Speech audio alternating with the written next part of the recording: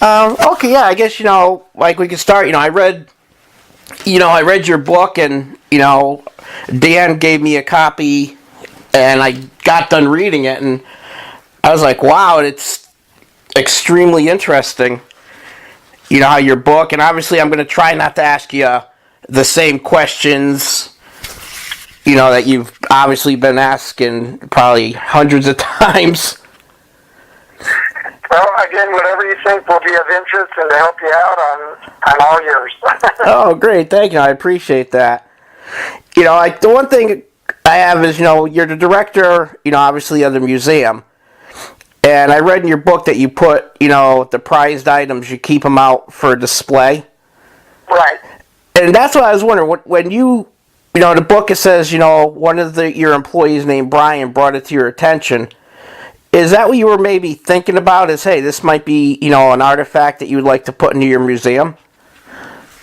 And actually, no, not at all. I mean, the thing is, we talk about all history that we're a medical museum. But what was of interest was because we all have an interest in anything that's cultural or even to some degree has significance, to the population, because we consider our museum actually it belongs to the people. We're just taking care of the stuff, but it's really your stuff. And so, in our daily just routine of talking about artifacts, Brian, as a young student, was like, oh, by the way, I got this odd thing.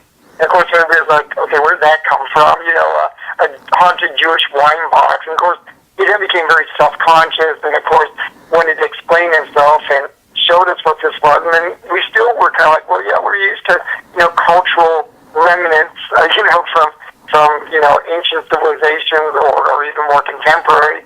And so we were fascinated by, wow, what is this? And could it really have the power and energy that's described to it?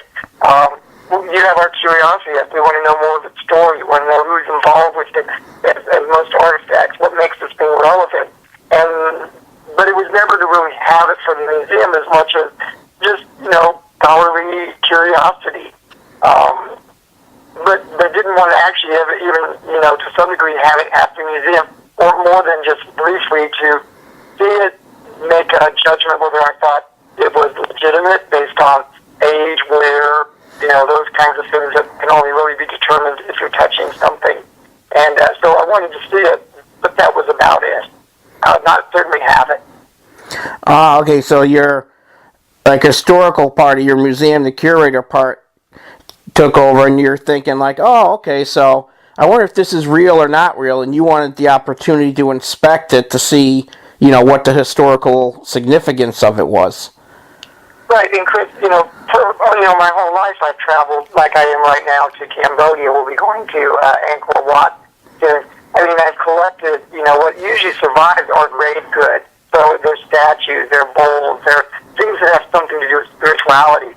So certainly any kind of museum, a large portion of whatever's in it usually has something that would bear back to, religious beliefs or afterlife and spirituality. So certainly this, if this was an artifact of the Holocaust, or at least even something used in ritual prayer, as curiosity about, what it was. But certainly had a respect in the sense of you don't want to mess with these things either. And so it was kind of one of that mixed things, curiosity, but also respect saying that, based on what everybody else has said about this, I don't think we want to be involved with this thing. And certainly was not going to take it home. And only by accident ended up actually owning it. It really was not my intent. It was to see it. And when he said, well, you can't see it, you got to buy it. It's like, well, I'm not going to buy it. But then in sharing with another friend, hey, there's this unusual artifact. He goes, wait, I'm an illusionist. I need something like this. What if this thing's real? I don't think this is a joke. He goes, oh, that's even better.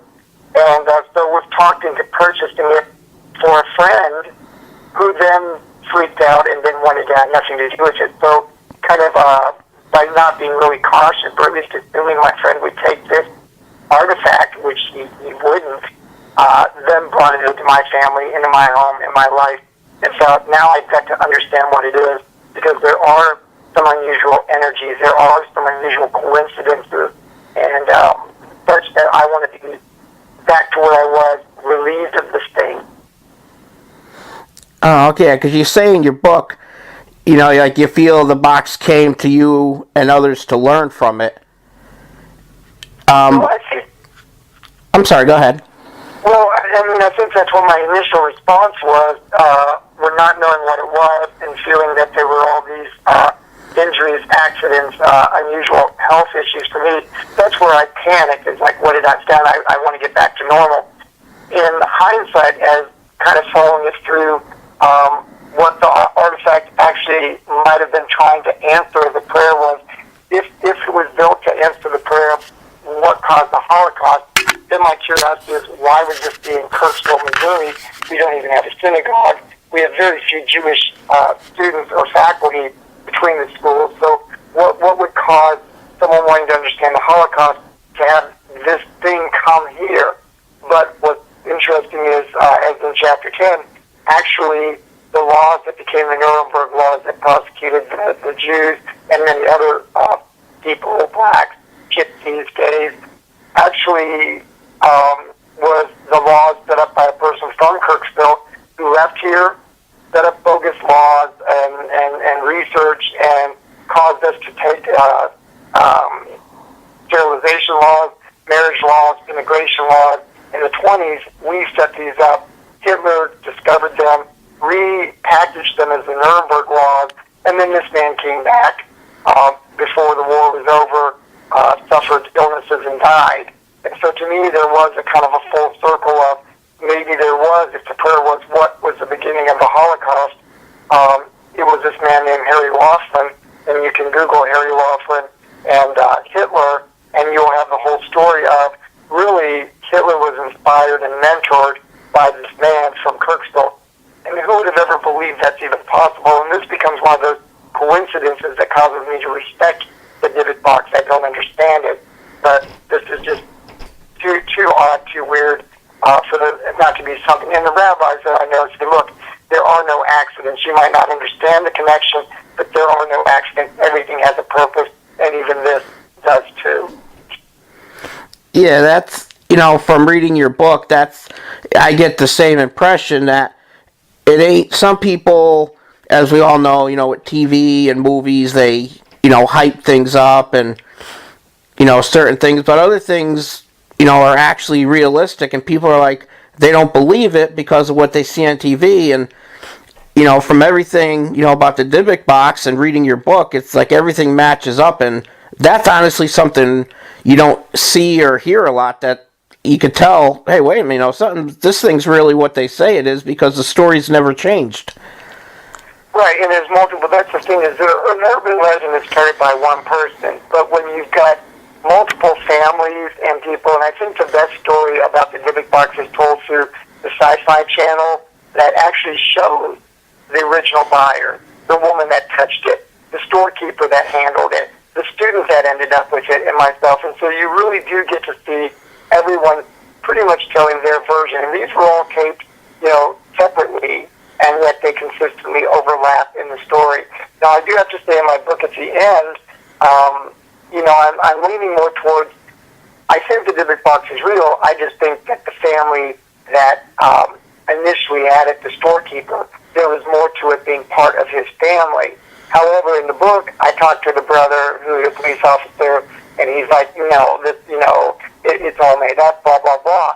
And I put that in the book. However, it's after the fact, when the book was published, that more information came in, and I got to meet the woman that he claimed never existed. And so I did see that the police officer was trying to protect his family by saying none of this is real, everything is put up there. And so what I'm saying is, towards the end of the book, I'm leaning more towards, it was a hoax by the storekeeper who was Jewish. But what I really found out after the fact was, no, that witnesses were not credible. And as we know now, just because someone's a police officer doesn't mean they're beyond the truth or that they're flawless in character. And so at that time, I was putting a lot of weight on that. And so I just have to say that where he claimed there was no Thailand shopkeeper named Star, blah, blah, blah. I met her. I met people who knew she worked there. All I'm saying is he said this didn't even exist. And, that after meeting, visiting, and becoming friends with her and falling up, she had nothing to gain, and she's also in the sci-fi story. All I'm saying is it basically made me realize that some of my primary sources had alternative motives. And that's the way it is in life. Not everybody, is going to be truthful with you. They're going to protect themselves. Okay, yeah, so some things, people, like you said, they change it, but everybody seem, with the Dibbuk Box, seem to have the same experiences, as far as health and, odd things happening, around them. And it still does today. I guess what I'm saying is it's buried to kind of help, depower it, but it's certainly not being destroyed. I mean, it in itself is a very solid container. Thin and acacia, which is an impenetrable wood. I mean, this thing could survive a fire in just the acacia arc of gold. Then it's in a military case. So this thing isn't changing. I mean, as a museum professional, you don't want to destroy an artifact. I just wanted to kind of put it out of what I thought was my kind of area. And so, though it's buried, it is certainly safe, secure, and nothing is happening to it. It's kind of like in a true dilemma. What do you do with something like this? I also realized that not only did the one woman pray to understand the Holocaust, but other people have prayed for things for it, and it has consistently answered those prayers. So what I really do see that this is a kind of a way of communicating with God or a higher spirit, and that if you're sincere, it will basically reward you with what you're requesting. So it's kind of like a wish box, which a prayer is nothing more than a wish. God, please protect me, or take care of my children in their travels, or help me, make some money so I can have a lifestyle. What I'm saying is almost all prayers are wishes of sorts. So, I see it as kind of a wish box. I want to understand the Holocaust. I wish to understand the Holocaust. And it points you to a city that you would never say, well, wait a minute, this has no connection. But type in Harry Laughlin, Kirksville, Hitler, and it is all mapped out there in thousands and thousands of websites. It keeps growing. That since the story's been out, more people know about it. So I think it's unfortunate that Hollywood and some of these paranormal sites want to get right to the scariness and the creepy, evil, demonic spirit, as opposed to the spirituality of how things work and are connected and you don't know. And this story of the Holocaust doesn't interest them as much. But to me, it really is what it's about. It's a prayer that is answered, and some Amish had a sick child that prayed to it, and almost miraculously the child comes through a brain surgery and not only is in perfect health, but now has the voice of a savant, an angel. And so these gifts keep, people keep praying for things, and things that would be very unlikely happen. And so its record is pretty strong, and that's one of the reasons I buried it. I didn't want people wishing on it, because I think sometimes you might make a wish and you'll get it, but not the way you expect to get it. So, people get very angry that it's not available, that they can't see it, that I don't sell it to them. It's like, no, I shared what it is. I've made pictures of it. I wrote a story about it. I'll even answer questions, but I don't feel it.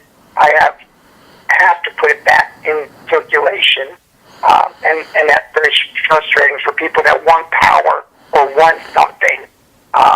And it's like, I'm sorry. Yeah, and that's obviously, where I take a different outlook on things than a lot of other people in groups, obviously, is I like to go about the history about, items and people's experiences, because without the history, there's nothing. And so many people, as you just said, it drives me nuts. They want to hear the scary story. They want to hear, the campfire stories, I call them. And, I like to get realistically, like the history you just gave is, that's awesome, and that's what more people need to hear. The truth about what really happens, what it's really about, not just, it's a box and it got these people possessed and, look at the movie, what happened. That to me, it's like, why don't they just realize, take the time to learn more? Well, and so I think the spirituality of focused prayer or thought that this box helps you through the Hebrew writing, through the granite stones, through the materials that are in it, that it provides a focus, and that triggers some type of vibration, which I think, again, is what separates our physical from our spiritual world, that if you can vibrate it enough, you basically would break open and see the world that is beyond what we're trapped in. And so, to me, that is an amazing aspect. Your vocalization and sound and vibration and fire and things that tie to the Dibbuk Box, it really then can help you unleash an energy. And so that's why I don't fear it anymore, but I respect it. And I think that's what people want to be afraid of, this thing. It's like, no, the more I understand it, I think it is just a tool to focus what you have the capability of doing as a human. And you're going to be immortal. You're going to go to this afterlife. And so it just all connects. So like I say, when people are frustrated, they're usually looking for something and probably wouldn't be satisfied no matter what. And luckily there's a lot of people, when you explain what it's about, it's like, that is so cool. And I don't see why I need to have access to it. You've given me an idea of what this thing's about. And you could make your own Dibbuk Box if you really, really wanted to, as this family did. You can do this, so the map is there. Yeah, and that's, I was gonna, what you kind of already led into another question. It's like you stated in your book, you felt like, the Dibbuk Box put you on a journey. From what you told me, I'm gathering, is the journey was to get the history of it, to get the real reason, why it was and what it really is. Right. And so, in some degree, it was a little bit of a session, which is not good either. But I mean, one of the rabbis, I said, well, why is a Methodist kid got this Jewish artifact? It's like, because we overlook our own religion. We are so comfortable with it, we don't question it. You are not part of it, therefore anything you will challenge and question. And in the essence, you will unwrap and unravel what it's about, because you are a stranger in a strange culture, and so you will question everything. We question nothing about it to some degree. I mean, we see the Shema, and there it is, But I said, but you tell me that you can't bury it; it becomes sacred. Well, yeah. And I said, but it's not written correctly. And it's like, what do you mean it's not written correctly? There's these two yachts. That really kind of means That's not really, Adonai. It's like, oh my gosh. And so as Rabbi's coming back to me, see, I look at it and I just negate it. And he goes, but now you made me relook at the prayer. And you're right. There's a hyphen. There's two yachts. This is no longer spirit. This is not the full Shema. Therefore, Shema, it basically permits you. It's kind of like a loophole, a legal loophole saying, yeah, you really could then treat this thing with less respect, because God's name is not written truly as God's name. And so that's what it's in. See, we would have overlooked that. And you challenged it, because you just told us, how can you throw this into the ground? How could this woman think of bearing this with her? And it's like, but you've reminded us that if we take it to the Word, there's got to be something going on here. And so over and over, these kinds of things, Rabbi says, you're going to be challenged, and you're going to figure it out. And so I guess that's what I'm saying. Having a lot of friends that are Jewish shaman and rabbis and female rabbis have all come along. They don't question. That's what's beautiful. They don't question the power of this prayer box. It's not typical. It's kind of something we expect every Jewish family to have, but it was this woman's interpretation, and we certainly don't doubt its energy or power. And it's kind of cool to have a group of people that are kind of okay with that. Yeah, we don't get it, but we're not going to freak out over it.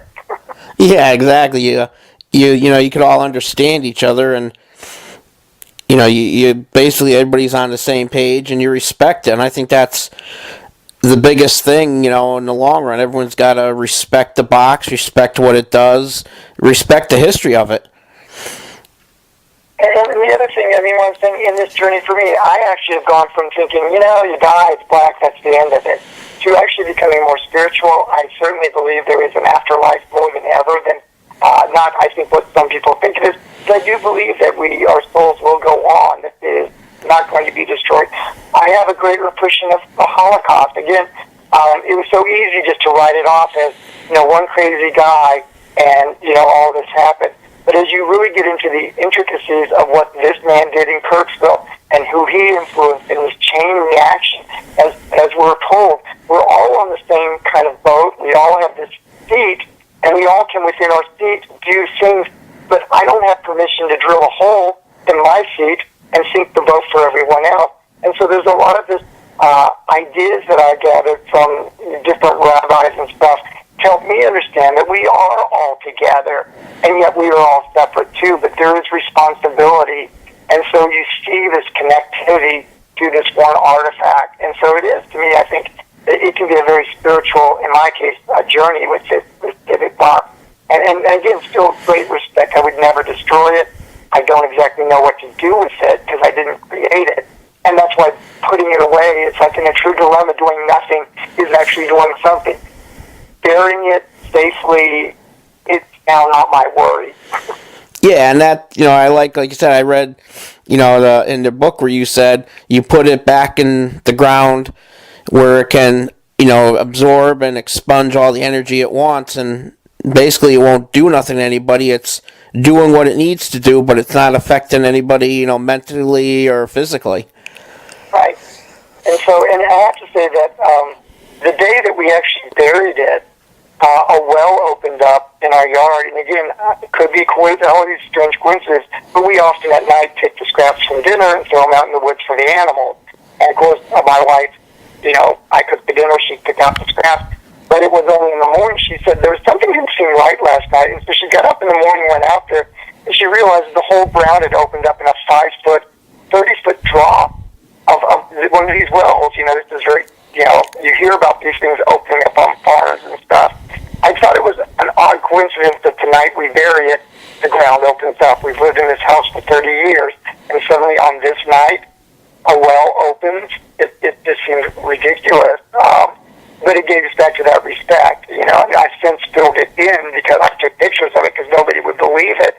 But then I filled it in because, I don't ever want anybody to fall into a hole. But, our dog was curious about the Dibbuk Box and stuck its nose in and took a whiff and then yelped and ran from it and then quickly aged and died. And so what I'm saying is I don't understand these things, but it makes me like, and we had some East Indians who was very religious in India, and their family talking to spirit, and when they saw the Dibbuk Box and smelled the scent coming out of it, it reminded them of their mother's, now passed, spiritual workings. And so what I'm saying is that the weird thing is it doesn't just relate to, Jewish, but that's how it was created, but East Indians and Methodists and other people all seem to somehow connect to the spirit of this thing. Oh, wow, that's excellent information. That it's not just, as you said, one religion, but different spiritualities and are all connected to it, but in a different way. Well, let me do this for you, Chris. Because you actually read the book, and I then received information from people that were reputable, there actually is an extra chapter, which is all these other things. So just shoot me an email at would even take this story. I mean, if you wanted somebody to take your story and make it a movie, you couldn't have it done. It's such a tight community. But this box, as if it wanted to be known, as it's been now on Discovery Channel. 2 shows. There's another April 15th, a brand new show coming out on Discovery, True Supernatural. There was another one that just came out on Monsters and Mysteries, brand new show a month ago. The Sci-Fi show, the History Channel 2 show. A movie is made, and it's a box office #1 hit for 2 weeks. Makes $100 million. Hollywood just called me. They've got the new script. They've got the director's pick. They're meeting with the producer. As soon as they pick which director they want, if they've got some powerful directors, they're going to go really, I think, more into the story in the sequel. At the first time, they weren't sure they'd even get one chance. There was too much story for one movie, so they had to throw it all together. But now they're backing it out and re-going through the whole story again. And so there might be 8 more movies on this story. But I was told just 2 days ago, the directors are picked, the producer, which would be probably Sam Raimi, is meeting with them. As soon as he picks which one he wants, They will shoot it to Lionsgate, which obviously is one of the big studios right now. And look at Lionsgate. They are always promoting the Dibbuk Box, well, the Possession, as one of their major accomplishments, along with Hunger Games and the Twilight series, which are, billion-dollar products. And so there will be a part 2, and I'm hoping they will really get the story closer to the truth. Yeah, that'll be good. And do you know when they might start, letting the public know, hey, there's going to be a part 2 coming out, or? Well, it's always behind the scenes, but I would guess that probably within 2 to 3 months, you'll start seeing the actors being picked. Okay, once the director's chosen, he picks the actors. So as soon as the director, it goes very quick once the director's chosen, because they have to negotiate to get these actors so they're free, up to 6 months it might take before they're done with all their commitments. So, the fact that it did so well, obviously more people are going to be on board. When it was an unknown, they got what they could get. Now that it elevated every actor who was in it, it elevated their reputation as a #1 movie. So of course now everybody wants to be part of this product, So, but that's Hollywood. That's a whole other fake. There's a stranger world in the Dibbuk Box, and it's called Hollywood. Oh, believe me, I know. Over the years, I've been contacted, for paranormal shows, and when I read some of the stuff they want you to do, I'm like, no, I'm not interested. They want to edit it. They want to make it more entertaining. They want you to act. I'm like, how can you act? I can see a horror movie acting scared, but, like a lot of these shows, they're staged. They tell you how to act. They tell you what to say, what not to say. And I'm like, oh, brother. Well, I think that's why the Dibbuk Box has credibility, because the people speaking, you can sense when it's not the truth, and especially if you're doing it over and over and over. At some point, something changes or you change your story or whatever. But what's coming out April 15th on True Supernatural Brand New Theories, they literally take it under the electron microscope. It's like, do you think you're going to find the spirit if you zero down? I mean, that's part of what they were trying to do. But it's like, seriously, they're looking at it with Geiger counters and black lights and electron microscopes. And it's like, you're trying to find the spiritual in a physical, in a physical process. It's just kind of like, okay. So I don't even know. I'll be fascinated, because again, they do these shows and I don't see them until they're done. But that's really what they're doing. They're trying to use science to find the spiritual world, but I don't think it's going to happen. Yeah, I don't either. That's, like you just referred to, you see all these fancy gadgets and stuff on all these shows, and I'm like, I don't see how you're gonna prove anything with, all these like you said, with science. I just don't see how it's possible. So, Chris, is there anything else? I mean, we got, talked probably longer than you wanted me to, but are there any other questions or perspectives that you want? I'm happy to provide those for you. Oh, and definitely, appreciate, all your time and talking and everything. It's shed a lot of light on things, and, I'm pretty sure a lot of the stuff, what you said, other people can be like, oh, that's great to hear, not the scary stuff, because, honestly, a lot of more people are getting, tired of hearing, oh, this is evil, that's evil. More people want to hear the truth about things, because all these movies come out, and that's what they do. They want to make it scary. How about the truth for a change? I think the fascination of the Dibbuk Box is the spiritual energy that it has the potential to me, is more fascinating than a spectral vision of some creepy demon or something like that. And so I have to say, my initial response was yes, fear. When you're out of control, when you're losing your health, when things are zipping and lights and black shadows around you, you are going to panic that something is wrong in your life. But then as you find out what the thing is about, you can relax off of those things and then be amazed at the power of the spiritual world. And that's what I'm saying is, so I went from at least fearing to understanding and respecting, and so it really is a bit of a journey. And I think people who truly do paranormal will move to, but there are some writers who actually experienced it. Jason Offit, he literally was going to help me write the book, and had those experiences so freaked him out. And he stayed at every haunted hotel and site in Missouri and wrote books on it, and The Dark-Eyed Children. He, to this day, will never, I mean, it has scared him so badly, he will have nothing or say nothing on the Dibbuk Box. And so this is one thing, this is one of the best in the field, and this is how it affected him. And so I still think if he understood more, he might come around from it, but he's not even going to give it that chance. Wow. Yeah, that's, something else. And that, I read the reviews, online and your comments and everything else. And but I don't understand why people would say, is it for sale? Can I come and see it? It's like you buried it for a reason. Stop asking. It's, like that little kid asking in the store, can I have a cookie? Can I have a cookie? No is no.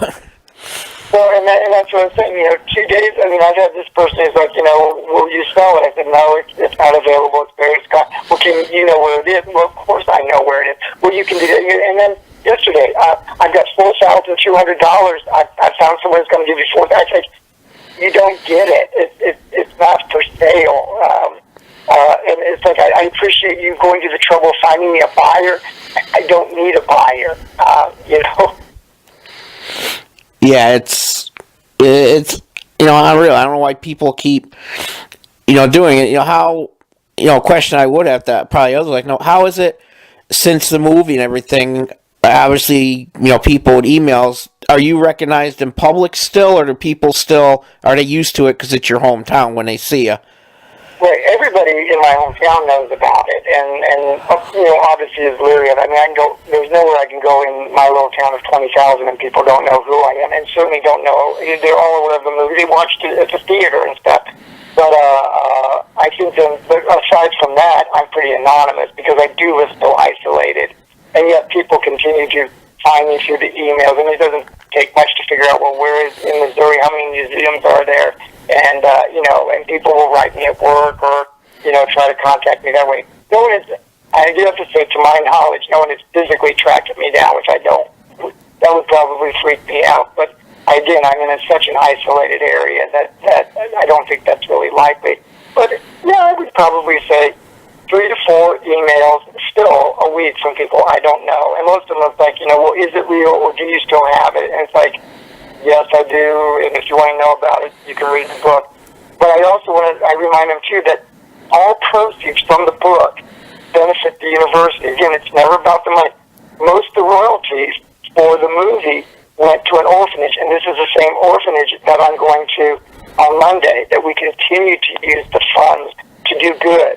And so that's what I'm saying is because a lot of people, it was all about the money. It's like, no, it really isn't about the money because the money is actually going to other people. And when Hollywood wanted me to do a movie, I told them, go away, leave me alone. That this is not about that. And the only thing that made me work with them was they said that Mr. Raimi wants this story. If you won't give it to us, we will invade your privacy, and until you relent, we will legally expose you in every way possible that you have no peace. And with young children at the time and stuff, it's like, oh my gosh, I freaked out. And so, but they said, but if you sign with us, we will make sure nobody touches the story. So you will have complete protection. So it's kind of like, we want the story and then we'll protect you. It's kind of like, but that's Hollywood too. But it never was about the money. As I said, I'd have just been happy to figure this out and just come to peace with it. But that's why the money goes to orphanages. It's going to, universities. It's not about that. And that's why interviews like this are always free. There is not, again, it's not a money maker. And so all these shows that are on TV, free. They get the story and they make money off of it. But it's not about me making money off of it.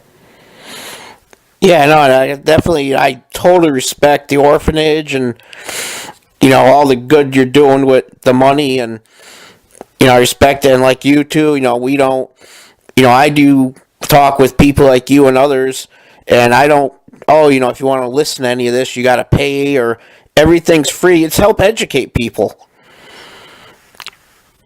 And so that's what I'm saying is, so the good thing about it is it has done some good things in that sense, it's provided opportunities for people.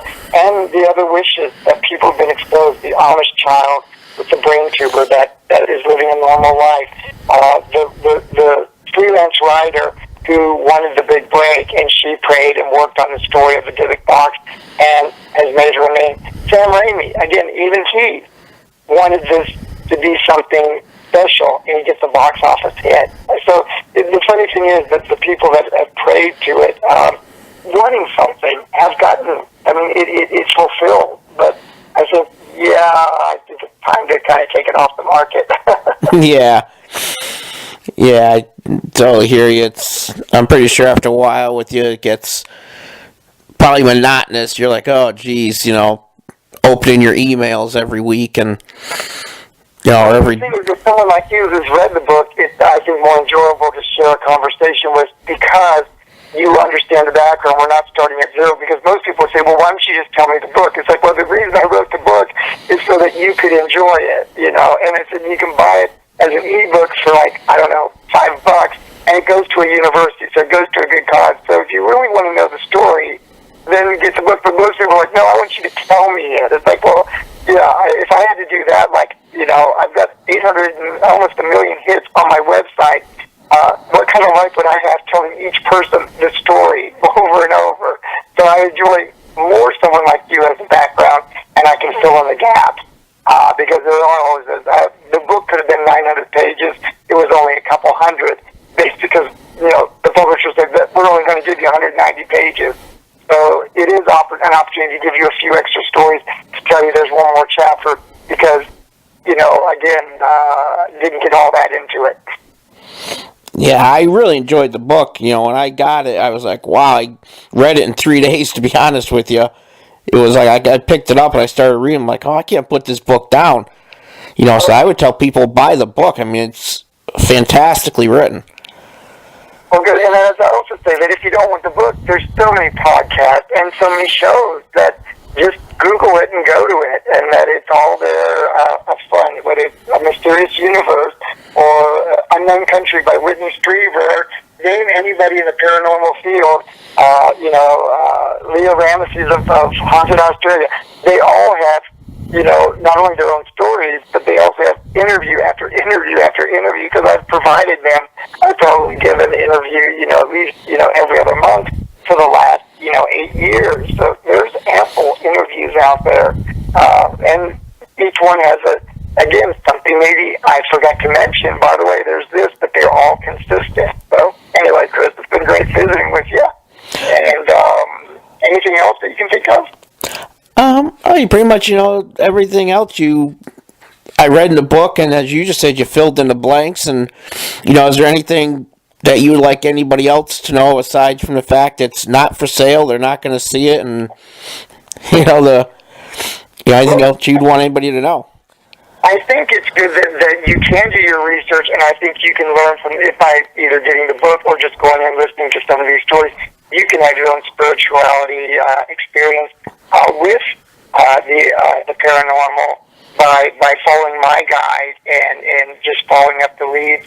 And as I promised you, I'll give you the extra chapter, and you can decide what you want to share or not on it. Okay?